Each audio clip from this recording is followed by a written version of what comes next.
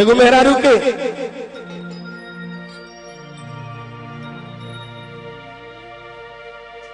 कमे उम्र में गौना भइल बा।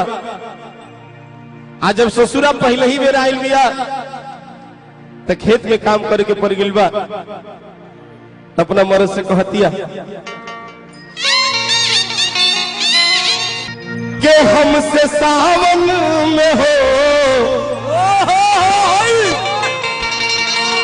के हमसे सावन में धान ना रोपाई पिया के हमसे सावन में धान ना रोपाई पिया वही समझाई पिया ना के हमसे सावन में धान ना रोपाई पिया वही समझाई पिया ना के हमसे सावन में धान ना रोपाई पिया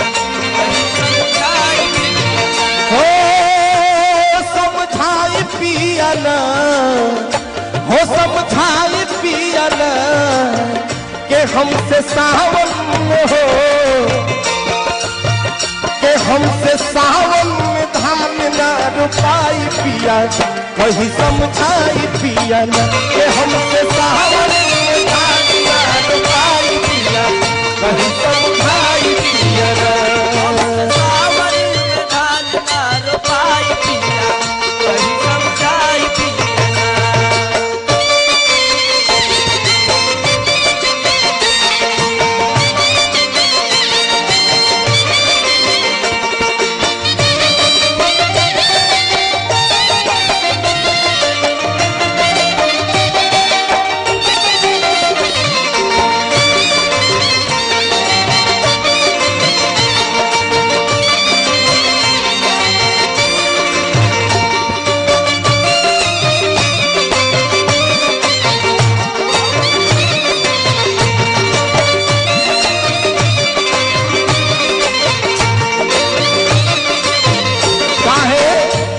भगवान बाबा एक तो उमर के छोड़ तुझे बानी कमजोर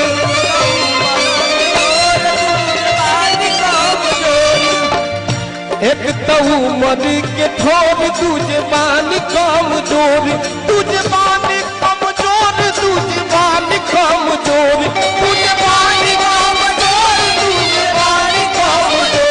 तुझे बानी कमजोर तुझे बानी कमजोर के तीज खात बानी अंग्रेजी दवाई पिया कहती मेहरारू कि रोज रुआ सिंह मेडिकल लेके जाइला तब लेके बुझा के तीज खात बानी अंग्रेजी दवाई पिया कहीं समझाई पिया न के तीज खात बानी अंग्रेजी दवाई पिया कहीं समझाई पिया न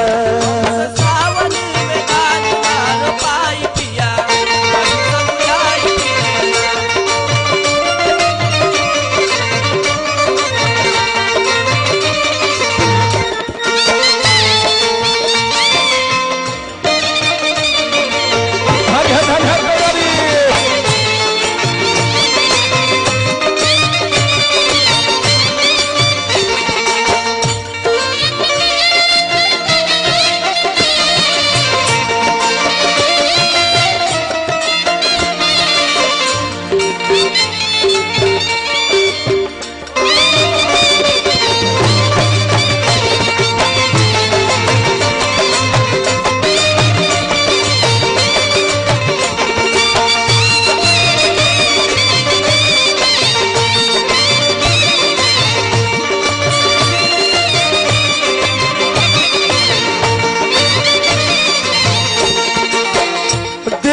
भारी लागे साड़ी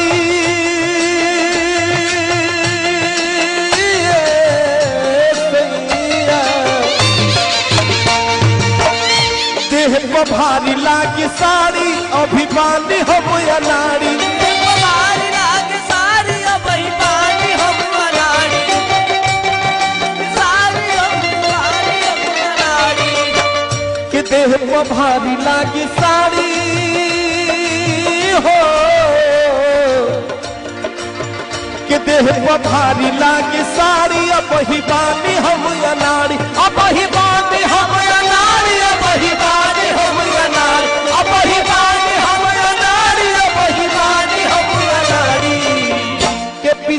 हरदी में हो पिसत हरदी के बोछला कलाई पिया कहीं समझाई पिया न हो पिसत हरदी के बोछला कलाई पिया कहीं समझाई पिया न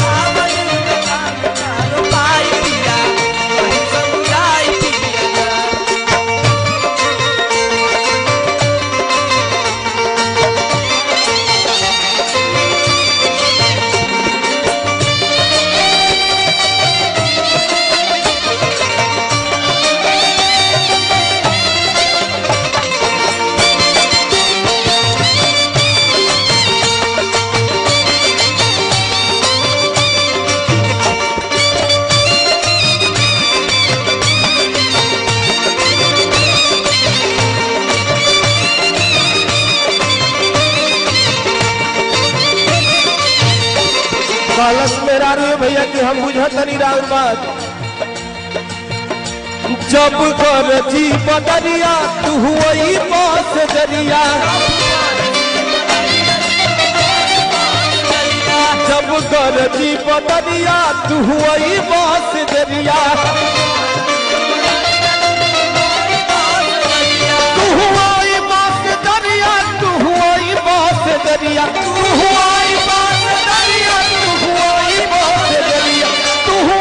बास जरिया तू हुई बास जरिया तब कैसे अपना मन की मनाई पिया तब कैसे अपना मन की मनाई पिया कहीं समझाई पिया न हो तब कैसे अपना मन की मनाई पिया कहीं समझाई पिया न कि हमके सावन में धान ना रुपाई पिया कहीं समझाई पिया न कि हमसे सावन में धान ना रुपाई पिया कहीं समझाई पिया न हमसे